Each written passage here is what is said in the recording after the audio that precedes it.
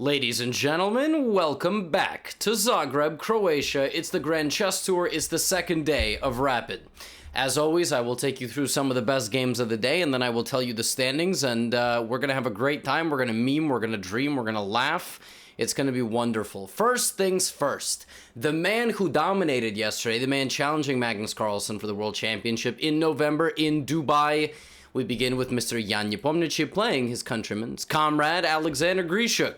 c4, e6, knight f3, d5. White has a few options. You can play e3 to protect your pawn. You can play d4 and go for a queen's gambit declined. Or you can play Neo-Catalan style like this. Now, black takes on c4 right away. Now, queen a4 is just very directly trying to win this pawn back. Normally, white can even delay this for a while. But Jan wants the pawn back immediately, and rather than putting anything on c6 first, Grishuk fights for the center with the move c5. Now, if you think that that is a free pawn, then it's time to go to checkers, knight to e5. And basically, this is the whole point. Rather than spending an extra move developing the bishop, maybe there is a way for black to equalize here, but it's rapid chess, so you're able to get away with certain lines that you might not get away with in classical. And basically, white goes for the bishop pair and gets the following position. Now white plays knight c3 developing, rook d1 bringing the rook to the middle, b3, and bishop b2. I mean, everything Jan is doing, you can do. And he's playing for the World Championship in Dubai, so, you know, you can play for your own World Championship, the Under 2000 World Championship. They should totally have those, by the way. That is a genius idea. Wow. To celebrate my genius idea, I am going to pop a mint. Outstanding. There you go, Fide. There's an idea for you. Now, a6 and b5. This is how Grishuk is going to create counterplay. We've seen Jan do this before. He did this against Ranyan. You remember that game? No? That's fine. Me neither. h6, d3, and a slow play game. But Grishuk goes for immediate central clarification. We have knight takes, e takes. What has happened? The e-pawn became a d-pawn. Bishop is open here, but the queen can't really join an attack because it'll get taken. So instead, Jan slowly plays the move e3. It's not really clear what he wants. Does he want to go d4? Well, Grishuk doesn't wait. He plays d4 himself. The problem with this move is this bishop is activated quite literally with the move bishop to e4 and bishop f5. And I mean, Jan does not need like the second guess. He puts the bishop on f5, and even with this trade, now black has problems. One pawn move against the bishop pair allows one of them to come alive and the other one to have permanent targets on the c-file. So, Jan now, at the first opportunity to transform the position advantageously, makes this trade and is able to win the pawn. Because if pawn takes, then this. So Grishuk is now just a pawn down. Bishop comes back. Grishuk plays f5. Now we're going to bring the king. We're going to threaten to double up the rooks. We don't know where yet. We don't know where. We don't know where we're going. No, we're going to bring the king. Very patient game. And it's actually funny. Right around here, I tuned into the game. And Nepo had like 14 minutes. And Grishuk had 1. Yeah, that's probably not going to get it done. Now, the only way you're going to win this game with white is if you move one of the pawns. You got to move a pawn. You're too passive. So, you play g4. Now, to the untrained eye, it looks like black has simply won a pawn. To the untrained eye, you're actually completely correct. Your eye is just slightly untrained because now there's e4 check. Only move is king e6. Otherwise, it would have been checkmate. And this move. And again, the problem with the c-file. That's actually how Grishuk lost the pawn in the first place. Also, in endgames, doubled isolated pawns like this very rarely leave an impression on anybody. Because you could just play rook g1, rook g4. So d4, Grishuk goes back. And now here's a question, folks. Do you take or do you push? Or do you push this pawn? Which pawn do you push? Well, obviously you push the d-pawn. It's check. Now, if you just apply that logic that the king is worth more than the bishop, you're right. I mean, you got the right answer. You didn't show me the reason why. You ever had those teachers in school that are like the worst? They take points off because you didn't show the right way of solving it, but you still solved it. So, e5 looks good, but after this, you can't push the second pawn through. Whereas, if you play d5, then in the future, you will play this move. Not right now, because I can take. What? It's got, yeah, tactical tricks. And if f4, I can en passant you, but I can also just take. No one has guarded this bishop. So, because of that, Nepo has to slowly build it up while that queen side is kind of opening up. But at some point, he will get e5, and now that he's got connected pawns on the 5th rank, life is good. The most important move that he had to find in this game, by the way, rook c4.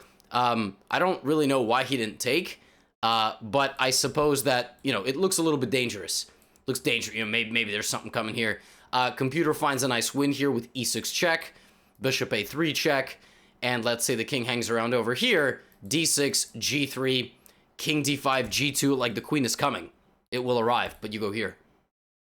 And that's why computers are scumbags. You allow black to queen, but you give a check, another check, and then you queen with check, and then you can make a second queen.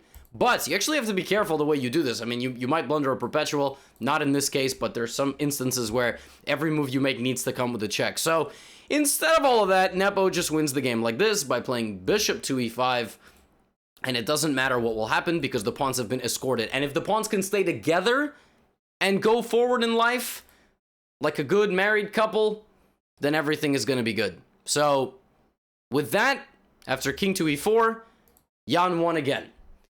He's now got 3 wins in his first 4 rounds. I mean, this man just cannot be stopped. We're going to have to call in some backup. That's why he's got laser beams. It's also why he's on the thumbnail. Now, next game I'm going to show you, Vishy Anand, because, bro, hello?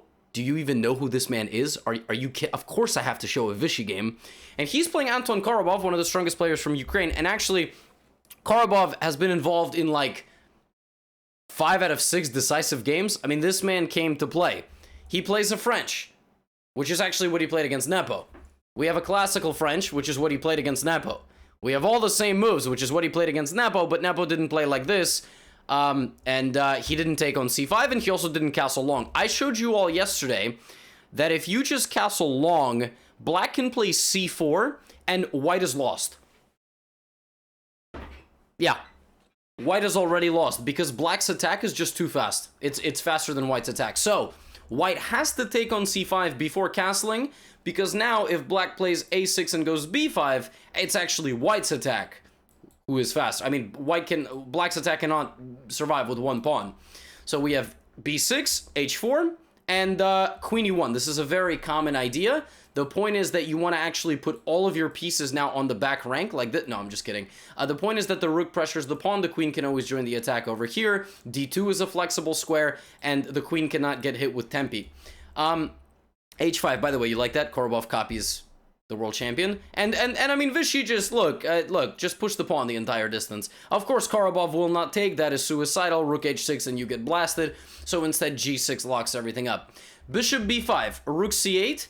Now we have a trade, and we have another trade, and we have this. And basically, Vishy's point here is like, look, man, center's closed. Your bishop over here is a little bit poopy, although it can go to d5. I mean, I'll play b3, c4. Your pawn doesn't impress anybody. And I have the further attacking prospects. Now, if I ask you, how is Vishy going to break in this position? Your answer should be g4, f5. Rook f1, etc., etc. This pawn just simply disallows the king to escape in the future. We see engines do this nowadays all the time. So, rook d8, b3 to kick out the queen. Queen c3, do you trade queens? Vishy clearly fine with it. Clearly fine with the queen trade. Happy with this because he thinks that his knight and bishop are better than the 2 bishops. Korobov plays a5, Vishy plays bishop c1. He's actually quite literally trying to put all the pawns on the back rank. Now, queen c5 played, and bishop b2, a4. So, here's the thing. Remember a long time ago I told you that black's attack would be faster without the trade? And then I told you white's attack was faster? Well, Korobov is actually, up until this moment, everything has been sharp about his play. In fact, he's got the faster attack. It's still very complex. Vishy plays rook h2 to protect c2. And now a very big decision. Do you push, do you take, or do you do nothing? And what I mean by that is, do you play like b5? Do you just keep adding layers of pressure? Korobov plays the move a3. This is an extremely committal move because you will I mean, and I understand you're doing what Vishy did over here. Again, copying the world champion. But, former world champion. So some folks like to be like, hey, he's not the world. You guys do a little timestamp, but like, you know, you'll be like 921 in the video. Gotham, you said he's the world champ. He's not. Magnus Carlsen's the world champ. It's like being the president. Just because you're no longer the president doesn't mean we don't refer to you as President so-and-so. Well, world champion Vishy Anand. That's how I want to refer to him. Now, rook d7. The problem with the way Korobov played this is he allows Vishy to consolidate. And you see, if you go back a move and Korobov had played a b3 and Vishy had played, let's say, cb3 to try to put the rook on c2, for example, the play is still fluid. Like, black can put the queen on a5 in some positions. I understand there might be a trade, but I'm just saying the a file is still open. The c file is open. The bishop can come to d5 with a laser beam. It's still a complex game, but one move shuts down the attack for black, and now Vishy's able to use the forward momentum to jump in on f5. I know I said f5 was the idea, but it doesn't always work. That's the problem with bishops. They're just too powerful. They're too timely at the right moments. But knight f5 is a problem, because now after rook takes d2, I have this in-between move, knight takes e7 check, and we simplify everything. This endgame is better for one person, and that person's name is Viswanathan Anand. And if you say, wait, what? How is this better for white? Well, this bishop is still terrible, and this pawn is not really moving forward. Now, black can take the h6 pawn, but I take this one, and all I gotta do is win one more pawn. My king is completely safe. I got 3 on nobody. I just run my pawns down the board. Even with this queen trade. Now, you would think, oh, Korobov's making a little bit of progress. And you're not wrong. King d2 is a very smart move, though. Because after hg4, bishop c5, this is practically very difficult to defend for black. And white's gonna go here, control both of these pawns, and move all 3 pawns up the board. The machine still seems to think that if the king walks over and helps, it is holdable. Although I haven't ran it at a high enough depth, maybe it'll just completely go away from that evaluation. Instead, Korobov sacked the pawn in order to bring his king forward, to then win the pawn back, but that just allowed this defensive formation, and it's 3 on nothing. And again, if Korobov had played, let's say, king to h7 in this position, and then bishop c5, and then king to h6 in this position, I don't think this is holdable. Now, what does the machine say here? If you let it think a little bit, e3 check? What? Computer, are you high? It wants this and this. It finds a way to win at least one of the pawns back, like this. And this actually is a draw. Very interesting. Bishop e7, what if you play and give the c-pawn? King g2. Okay, this is winning. Now g5. You don't even... What? Yo, shut up, computer. You don't even know anything about chess. Anyway, Vishy pushed all the pawns, and I told you, 3 on nothing. This bishop never moved. Folks, let me just go instant replay mode. That bishop moved to b7 on move 11 for black, and it never moved again. It never moved. It did not take part in the game. That dude was on strike, okay? That bishop just never took part in the game, and Vishy Anand wins a very, very nice game. Now, third game I'd like to show you. Shahryar Mamedyarov versus Jan Krzysztof Duda, one of the best attacking players in the world besides myself, versus one of the best defensive players in the world, and that's Duda. Shahryar is a really, really good attacker. So we have a Queen's Gambit, an exchange variation with cd5. And play only got exciting when black castled and white decided to castle in the opposite direction. This is one of the ways to play the Queen's Gambit, but it's actually known, especially in classical chess. Black is completely fine here. And we are going to have a bar fight. That's what we're going to have. We're going to have 2 dudes shirtless. Got to be shirtless. That makes it a lot more exciting. And they are a couple of shots in, maybe a couple of mixed drinks in. They're just going to fight. Just leave them over there. Throw a couple of coins at them. You know, like the Sherlock Holmes movie scene. You know, first distract target. And then, you know, he does all the... Anyway, that was a...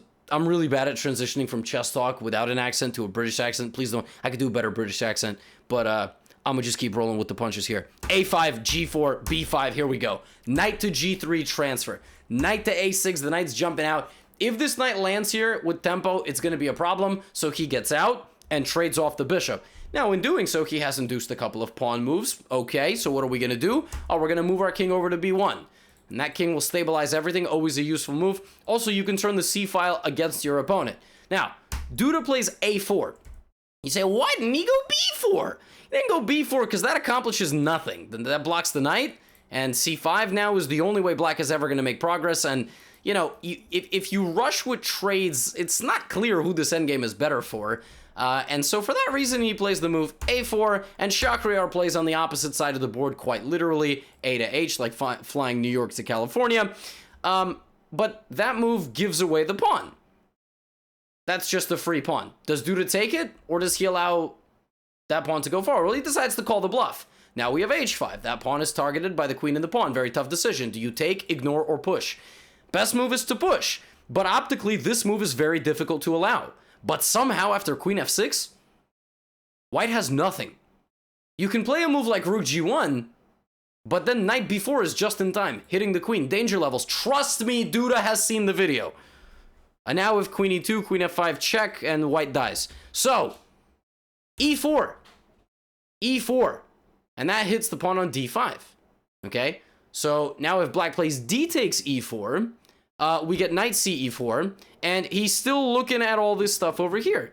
But it's black who is faster. Knight to b4, and you say, well, why did he allow that, Levy? Why didn't he play the move a3? Well, folks, he didn't play the move a3 because it's not the knight that would have come to b4. It's the queen, and then we would have had a Botez gambit. No, it's the pawn, b4, and this is called a hook. A pawn near a king like this that can be targeted is known as a hook, and then you allow the knight in anyway, and that's all bad news. So he allows it, and it's a calculated decision, calculated risk. The problem is, it was calculated incorrectly, and Duda fires back with the same side of the board that he's being attacked with. Now, I don't think f5 was even fully necessary. He could have gone back to f6 and looked for exchanges, but Duda finds f5, and then here he finds the best move. Takes his queen, and he rotates it over to h7, where it gives the king a kiss before it goes off to war on the enemy. And this is bad. This is very bad. Now, f4 is coming. The best move here is f3, potentially, to meet f4 with this. That is always a lurking idea. Also, no, actually, if he plays f3, there might be knight e3. After king a1, knight f6, maybe now f3. Yes, this is the difference. This is the difference because now you can block everything up, and this knight cannot actually land on that square. But it can sometimes be difficult to flip the switch from I'ma attack this dude to, damn, I really got to defend this position. And so Shak's still attacking. But now after f4, I'm not really sure who he's attacking because things are going to fly off the board. First, it's the queens. Then it's a pair of rooks. And a couple of moves later, the knight, well, first he offers a trade of rooks, but it's the knights that are forced off the board with the move knight e5. Because Duda's just going for this. I mean, he's just going for it. Like, you're not going to mate me with a rook and a horse. I'm sorry. And once the knights got traded, what is the biggest asset in this position for black folks? What is the biggest asset? It's the rook. No. It's the f3 pawn. All you got to do is get rid of this. And sometimes you can do it by winning it, and sometimes you can do it by bringing a friend. And just like we saw in Nepo's game earlier, sometimes it is the friend that has to make the sacrifice. They can't always survive together. F takes g3, f2, and Shakhriyar would have resigned, so he just resigned after the move g3. Very cool, calm, and collected defense from Jan Krzysztof Duda, his first win in the tournament. And what happens when an unstoppable force meets an immovable object? Well, you could apply it to this game, but we are now going to take a look at an unstoppable force, and that is Jan Nepomniachtchi, who is crushing people in this tournament. Now, his opponent, Ivan Šarić. I saw your comments. I've been calling him Ivan Šarić. Not the right way to say it. Šarić. There you go. e4, c5. We have what's known as a... this is a four knights, which is kind of funny. This is a four knight Sicilian, and here the critical line is like takes, e5, knight d5, knight e4, white plays f4, c4. Sometimes this king will walk out to f3, no joke. But instead, after knight b5, d6, Jan makes the transposition to a Sveshnikov. After bishop f4, e5, we have a Sveshnikov Sicilian. So we went from that path to this path, and a main line. So knight d5, bishop e7, a trade, c3. Here the other 12th move that's very popular, or 11th move normally, when it's not a transposition, is c4, and black can go for this, white rotates the knight around. The Sveshnikov is as follows, okay? White has given up white has given up the bishop pair. What has white gotten in return? A slightly overextended and overly committed pawn structure by black that white can then exploit with moves like a4, dominant control over d5. However, this bishop is really freaking good. Like, it just chills and controls the whole diagonal. No one can fight for it. Sometimes white plays like this, but black will just put the bishop on h6. And sometimes black will trade it. Now, what does black have? Black has a5, b4 in the future. Black has f5 in some positions, some kingside attack. And if black ever wins back control of d5, it is very bad news for white. Congratulations, in a minute and a half, you've just learned how to play the Sveshnikov Sicilian for both sides. A weapon frequently used by Magnus Carlsen, who was the world champion. Earlier, you were on the same page as Jan Nepomniachtchi. Now you're on the same page as Magnus Carlsen. Don't you feel good about yourself? Outstanding. Knight e7, knight b4, reinforcing control of that square. Castles, everything that I said, black fights for d5, white kicks out the bishop, and continues to fight for d5. Now, the problem is, here black has a very good move. This. And white's control of d5 is destabilized. If you go back, what does black take this with? Knight or bishop? If you said knight, you are right, because we got to keep our bishop pair. And, folks, you think this is controlling d5? No. Big strategic lesson here, in the middle of a recap. Just because you have something there doesn't mean you're controlling it. If you have a knight on d5, you have control of d5. How? Because when it moves, you still have pressure on the weak pawn behind it. Excuse me. However, when this happens, you've blocked your bishop, you've blocked your pawn. Sure, you have something on d5, but now it's not mobile, and I can just operate around it, whereas when the knight is there, it can move, and all of a sudden my position opens up advantageously. So, we have this, and when this trade happens, of course, queen d5, of course, and the game goes on. So how do you fight back for control of d5? Like this. Sorry, I said it wrong again. Šarić is trying to get a pawn for white to d5 and play around it. And he succeeds. And now the bishop comes out. Why does the bishop come out? Because g5 was threatened. Now the bishop's got a permanent outpost. An outpost is a square on your opponent's side of the board, usually from where you cannot be booted unless your opponent sacrifices material. And now you exert pressure. Now, this is slightly better for black. How does black play this for a win? Let's see. Rook b8, a3, g6, and king g7, slowly improving. Rook h3, we bring in the second rook. The black king comes out on the dark squares.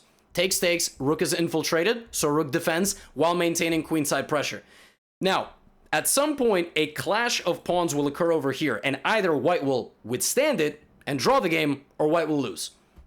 Bishop e4, king g5, he's just slowly improving his position, and here it is. It has arrived. The second that the king has abandoned the c3 defense, we have a trade, and a4. Jan is trying to get a pass pawn of his own. Not a bad decision, but this very important move. And what is black's biggest asset? From last game? The rook, no, the pawns. Over here, this b3 pawn is the biggest asset. You got to get rid of this pawn. Now, king f3, rook b4, a5. He's trying to bait the pawn forward so he can corral it, but Šarić has a different idea. Rook takes bishop. The point, if you take back, then I play f5 with a check and I win your rook. So we have a6 trying to just push the pawn up, but Šarić just leaves and sacrifices his rook for the pawn. So now the advantage to material is for Nepo, but because of all of these pawns being liabilities, he has no advantage at all. And Šarić comes for the b pawn. He comes for the g pawn as well. You're gonna have to take this, Jan, or else I'm gonna play f5. Oh, you don't want it? Okay. You sure you don't want it? I'm giving it to you. Okay, now he takes it. And this bishop is beautifully defended. I mean, this bishop's the MVP. So rook d1, rook b7, and rook takes d5. Slowly all the pawns are falling. Black has a 3-pawn advantage. And the way you win this is you normally will give up the bishop and maybe a pawn. At most 2 pawns to win the endgame. This pawn will be the difference maker. These two versus this one. Probably this one. Because that is where black's advantage lies. It's in the fact that you have extra pass pawns. You're waiting to advance. Now, there it is. And probably Jan's going to go for the g... Oh, everything's coming true. Now, you probably have to sacrifice this pawn for the greater good. If that happens, you've got to sneak in your king. Everything he's doing right now is he's being patient. There it is. Now his king will come join the party, shielding away this king or shouldering it away.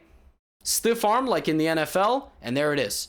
The king has arrived. If you give it another check, then the king will arrive on e2, from where obviously the game is over. And if in this position you try to bring your king I mean, to f4 and e3, it doesn't work because now I can move my rook. You see, folks, when the rook controls the pawn, it disallows the rook from moving. But once you get this and the king is safe, it's over. It is just simply over. And they called in the local hero who has now ended both days with wins. Yesterday, a win versus Anish Giri. Today, a win versus Jan Nepomniachtchi, the tournament leader. And our standings after the second day are as follows. Now, folks, I would like to apologize to you, okay? I know that sometimes I have overly dramatic titles and it gets the clicks. I understand that. That is just part of being a YouTuber. However, today, I put Mr. Nepo on the thumbnail too soon. You see, I had a day full of errands. I was sitting at my desk and I was like, wow, Nepo just destroyed Grishuk. Let's put him on the thumbnail with the laser beams. Got it done. By the time I came back with all my errands finished, because we're moving soon, Jan was getting crushed in this last game. And I was like, huh, well, look at that. So I jumped the gun a little bit. Maybe I jinxed it a little bit. But the hero Ivan Šarić is just tied for second. The man's in second place. Every wild card of the Grand Chess Tour has provided awesome entertainment. He's been crushing. Bogdan Deac, back in Bucharest, did extremely well. Etienne Bacro from France did extremely well. So when Kasparov makes the sub in for him, we'll see what happens. But he is super clutch. And I will see you all tomorrow for the third day of Rapid in the Croatia Grand Chess Tour, Rapid and Blitz. Take care. Get out of here.